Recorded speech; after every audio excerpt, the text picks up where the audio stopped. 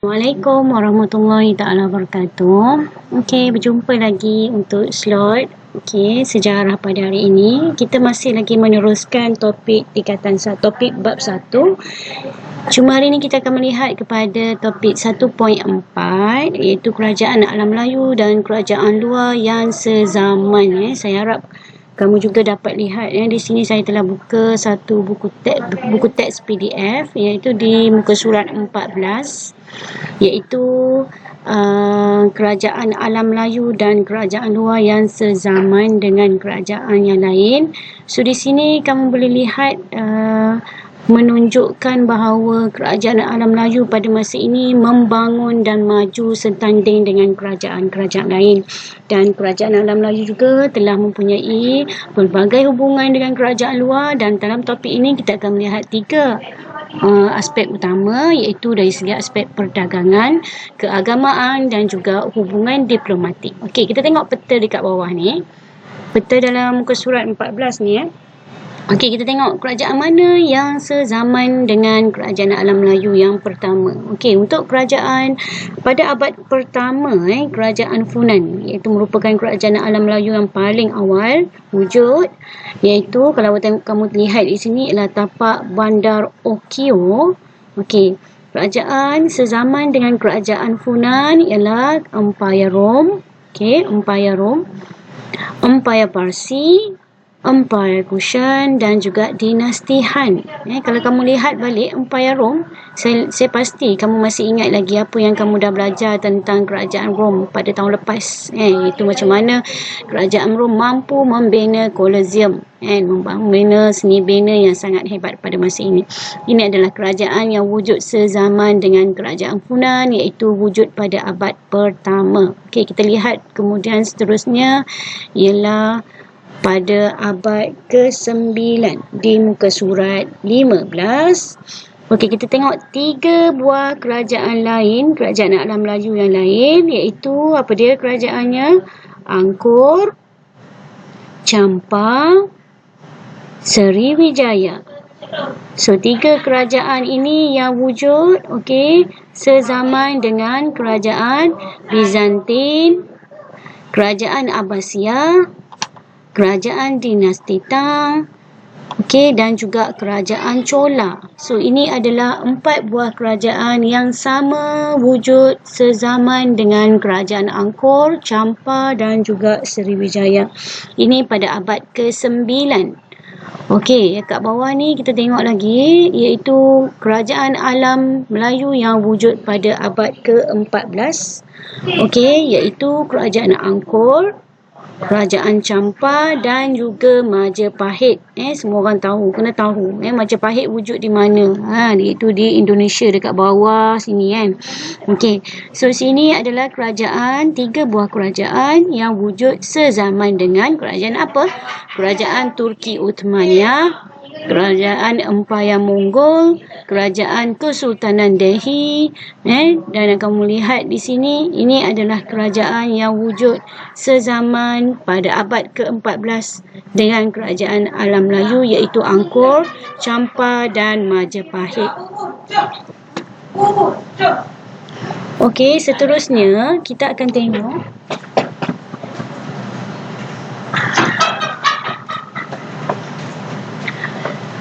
seterusnya kita akan melihat tentang bagaimana kerajaan alam Melayu ini menjalinkan hubungan dengan kerajaan luar. Ini yang saya katakan tadi. Kerajaan alam Melayu ni merupakan kerajaan yang mempunyai ketamadunan yang tinggi setanding dengan kerajaan yang lain. So kita tengok dari segi yang pertama, iaitu hubungan perdagangan. Hubungan perdagangan. Macam mana boleh wujud hubungan perdagangan? Kerajaan alam Melayu menjalinkan hubungan perdagangan dengan kerajaan luar. So di sini kerana apa? Ada 3 benda yang kamu perlu highlight, iaitu 1, kedudukan strategik di laluan perdagangan timur dan barat. Ini yang pertama. Yang kedua ialah kekayaan hasil bumi. Dan yang ketiga ialah dari segi pemerintah, itu peranan pemerintah. Peranan pemerintah. Kita tengok satu-satu. Kedudukan strategik di laluan perdagangan timur dan barat. Kalau kamu lihat dalam peta ni, Mana laluan timur dan barat? Dekat mana? Okey, dekat mana laluan timur dan barat? Kita tengok petunjuk dalam peta ni. Okey, warna biru. Mana warna biru? Okey, ni warna biru. Warna biru ni menandakan apa dia? Pedagang luar yang datang ke alam Melayu. So, siapa pedagang luar yang datang ke alam Melayu kat sini? Alexandria, okey, Antioch, okey, Aden, okey, Barbaricon, okey, Arikamedu. Ini semuanya datang daripada mana ni? Kalau tengok sini ialah tamadun India dekat atas ni kan. Semua datang ke Kedah Tua. Apa yang ada dekat Kedah Tua? Kita dah belajar sebelum ni dalam topik sebelum ni, iaitu Kedah Tua terdapatnya sebuah pelabuhan. So kat sini tempat laluannya. Ini yang dikatakan timur dan barat. Timur dan barat kat mana? Timur dan baratnya ialah ini. Okey. Datang ke antara hubungan antara kerajaan, okey, Timur dan juga Timur di China, kemudian datang ke hubungan dengan India. Itu yang dikatakan hubungan timur dan barat. So yang kedua, kekayaan hasil bumi. Apa yang dikatakan kekayaan hasil bumi? Kamu boleh lihat tanda petunjuk yang warna ungu. Iaitu barangan alam Melayu dibawa ke Rom. Barangan alam Melayu dibawa ke Rom. Antaranya warna ungu ini. Ini yang dikatakan hasil bumi di tanah Melayu. Di alam Melayu yang telah dibawa ke Rom. Maknanya kekayaan hasil bumi kita telah dibawa ke Rom. Maknanya itu istimewanya. Kenapa alam Melayu dijadikan pusat pelabuhan ataupun hubungan perdagangan berlaku dengan kerajaan luar kerana kekayaan hasil bumi itu sendiri. Dan yang ketiga, satu lagi ialah warna hijau. Warna hijau kamu lihat di sini petunjuknya pedagang alam Melayu ke pelabuhan luar. Kamu melihat di sini ialah hubungan perdagangan kita bukan setakat orang luar datang ke alam Melayu, tetapi alam Melayu juga melakukan hubungan perdagangan ke luar negara. Antaranya hubungan luar dengan kerajaan lain, antaranya dengan India, dan juga ke India dan juga ke China di bahagian timur. Kemudian kamu boleh lihat lagi apa yang saya kata tadi, pemerintah alam Melayu menjalinkan hubungan perdagangan dengan kerajaan lain. Ini adalah peranan pemerintah pada masa ini yang berani untuk membuka peluang kepada mempunyai sifat keterbukaan pada masa ini, membuka peluang kepada negara-negara lain ataupun kuasa lain datang ke negara alam Melayu untuk berniaga dan juga berdagang. So ini yang telah memajukan pelabuhan-pelabuhan yang terdapat di alam Melayu, antaranya seperti di Kedah Tua, di Palembang, di Sriwijaya. So itu adalah antara pelabuhan yang tersohor pada masa dahulu. Ini untuk hubungan perdagangan. Seterusnya kita tengok untuk muka surat 17, iaitu berkenaan dengan hubungan keagamaan. Macam mana hubungan alam Melayu dengan kerajaan luar? Macam mana boleh tersebarnya agama Hindu, agama Buddha dan kerajaan Islam, agama Islam? So kita tengok kat sini antaranya, penyebaran agama-agama ini telah mempengaruhi pelbagai aspek kehidupan di alam Melayu, termasuklah dari segi pentadbiran, perundangan, ekonomi dan juga sosial budaya. Ini kita akan tengok selepas ini. Cikgu akan terangkan apakah contoh kesan kepada pentadbiran, perundangan, ekonomi dan sosial budaya. Yang pertama, kita tengok dulu, terdapat beberapa cara penyebaran agama Hindu di alam Melayu. Antaranya, di agama Hindu disebarkan menerusi pedagang. Apa pedagang? Yang atas tadi. Kalau kita tengok hubungan perdagangan tadi, pedagang-pedagang yang datang ke alam Melayu ni bukan datang sekejap, tapi mereka datang lama untuk singgah di alam Melayu ini, dijadikan sebagai satu kawasan persinggahan sementara angin monsun. So mereka singgah di sini dan di sinilah peranan mereka untuk menyebarkan agama mereka. Antaranya kalau agama Hindu ni mestilah agama pedagang-pedagang tu datang daripada India, Macam mana mereka datang dan mereka sebarkan agama Hindu di alam Melayu. Yang kedua, menerusi tentera. menerusi tentera, dan yang ketiga ialah melalui golongan Brahmin. Okey, ini adalah macam mana agama Hindu itu disebarkan.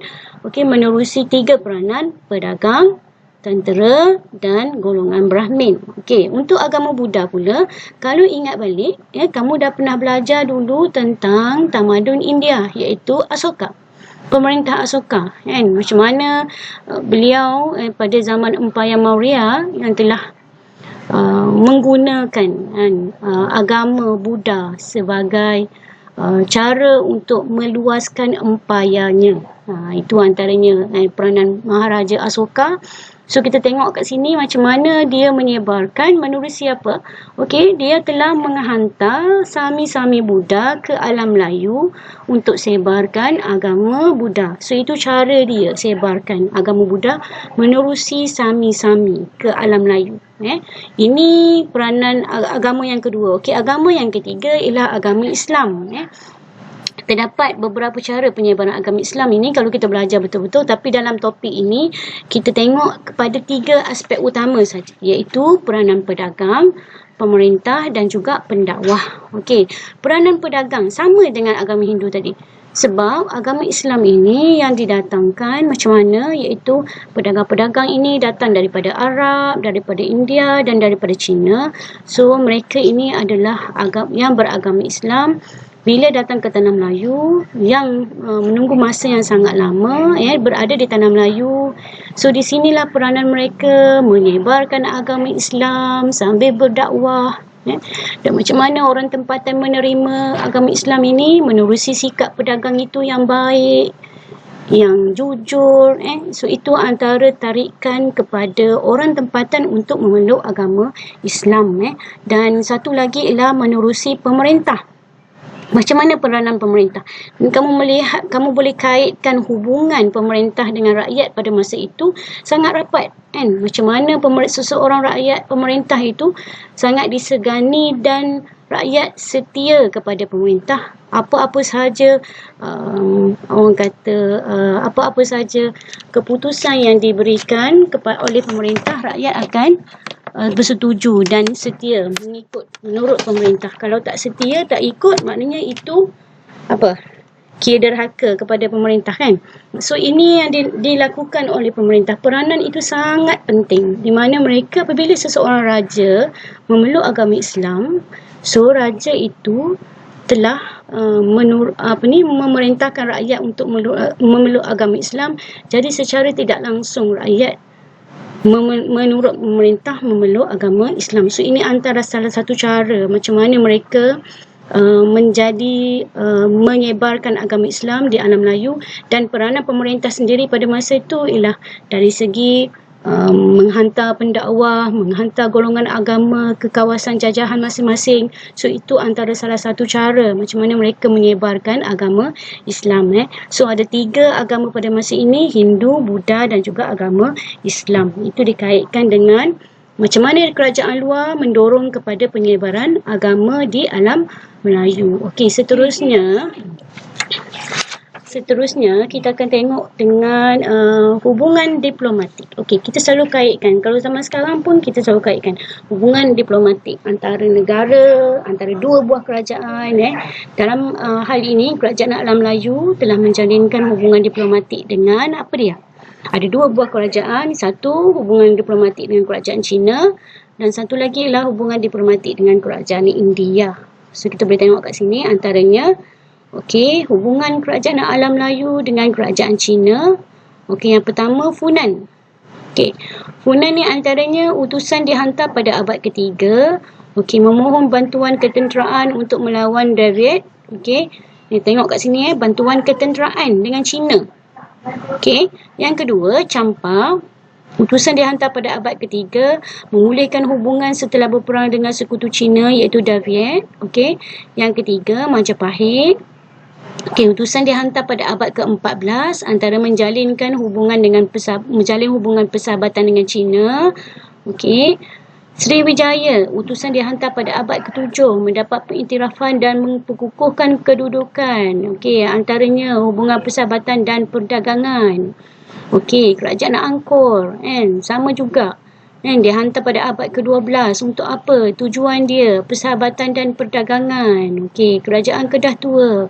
Utusan dihantar pada abad ke-7. Untuk apa? Kukuhkan hubungan perdagangan. So dalam apa 1, 2, 3, 4, 5, 6 buah kerajaan ini menjalinkan hubungan dengan China untuk apa? Kalau kamu lihat ni, apa tujuan utama dia? 1, mendapatkan bantuan ketenteraan dan juga persahabatan. Apa tujuan nak bersahabat dengan negara China? Apa hebatnya negara China pada masa ni? Kalau siapa boleh fikir, apakah kehebatan negara China? Ya, betul. Kerajaan China sebuah tamadun yang sangat hebat. Kalau kita tengok, kita belajar masa tingkatan 1, China wujud sebuah tamadun yang hebat. Dan di sinilah tujuan kerajaan-kerajaan ini mendampingi kerajaan China untuk dapatkan perlindungan dan juga persahabatan dengan negara China. Melindungan daripada kerajaan-kerajaan lain, diancam oleh kerajaan lain dan juga mendapat pengiktirafan daripada kerajaan China. Itu untuk hubungan dengan China, diplomatik dengan China. Seterusnya kita tengok hubungan diplomatik dengan India. Ada 4 buah kerajaan, iaitu Funan. Utusan dihantar pada abad ke-3 untuk mengukuhkan hubungan perdagangan dan keagamaan dengan India. Yang kedua, kerajaan Sriwijaya pada abad ke-9 mengeratkan hubungan persahabatan dan hubungan keagamaan. Dan kerajaan ketiga, Majapahit, dihantar pada abad ke-14 mengeratkan hubungan persahabatan. Kerajaan Angkor pada abad ke-12 mengeratkan hubungan persahabatan. So kalau kita tengok kat sini, hubungan apa tadi?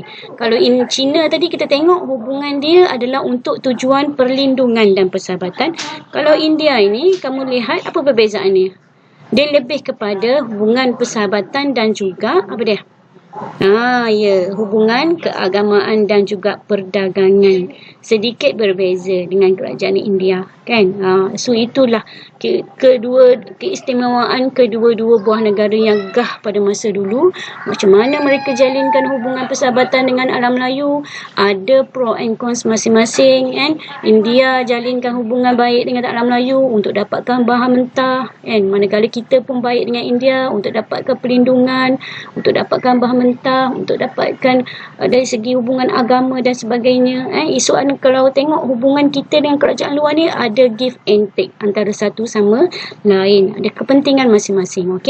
So kalau tengok kat sini secara kesimpulannya, kalau tengok kerajaan alam Melayu ni bersifat terbuka dan saling menghormati antara satu sama lain. So ini yang telah membantu kepada kemajuan kerajaan alam Melayu.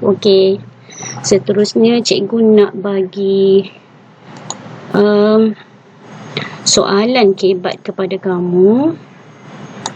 Sekejap.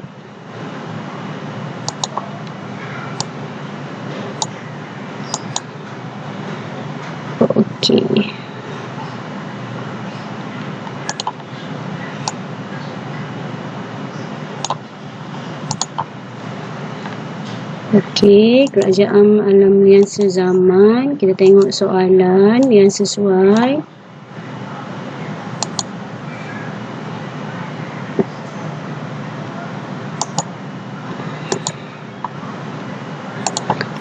Ini soalan kebat, iaitu hubungan diplomatik penting bagi sesebuah kerajaan dalam mempertahankan kedaulatan. Saya nak kamu jawab, bincangkan, bagi jawapan dalam bentuk poin sahaja.